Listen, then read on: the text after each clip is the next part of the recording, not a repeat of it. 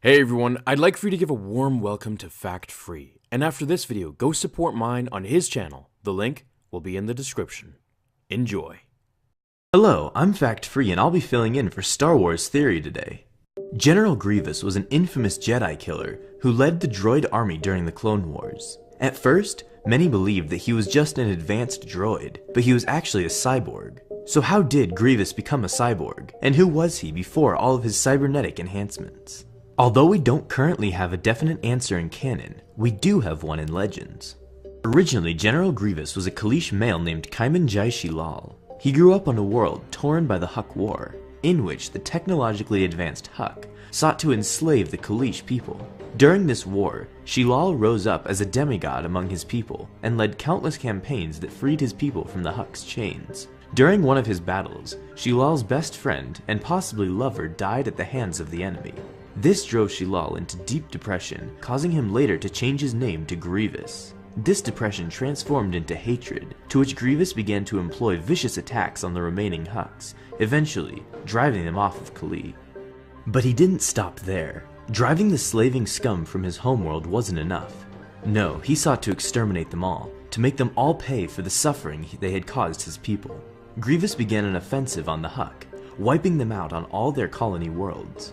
As he got closer and closer to the Huck homeworld, the Huck began to freak out and sought outside assistance. Using their connections to the Trade Federation, the Huck were able to gain support from the Galactic Senate, convincing them that the Kaleesh were the ones who started the war in the first place.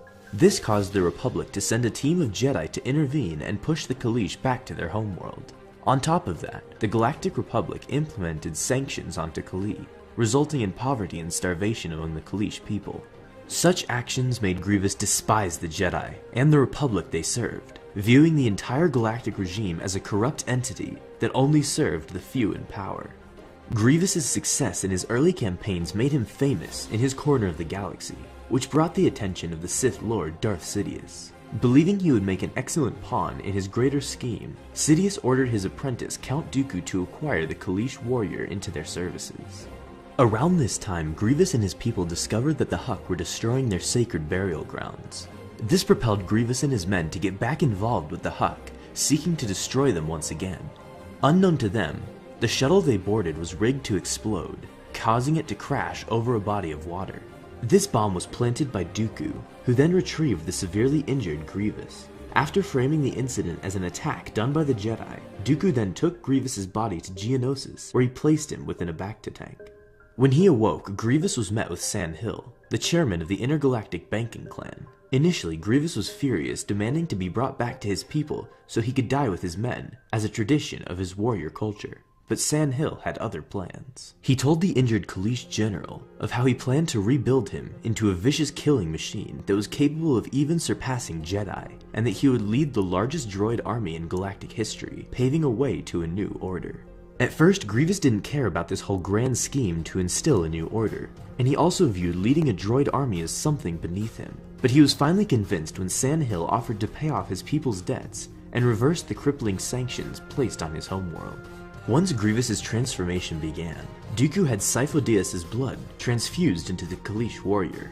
Although the midichlorian-rich blood kept Grievous alive, it did not unlock any force sensitivity within him. Dooku also had Grievous's mind tampered with, increasing his hatred for the Jedi, while making him more compliant to his new masters. After all the surgery was complete, Grievous was more machine than reptilian. Only his brain, heart, and a few other vital organs remained. The rest of him was cold, hard metal. His cybernetics enhanced him like no being before, giving him the speed and reflexes of a Jedi, and the durability of an armored tank. He was truly a killing machine. Once Grievous settled into his new body, he was trained by Dooku and his Magna Guards in the ways of lightsaber combat. Once the time came, Grievous would be unleashed into the Clone Wars, where he would take the lives of countless Jedi, collecting their lightsabers to add to his ever-growing collection over the course of the war. And that's the story of General Grievous prior to his cybernetics.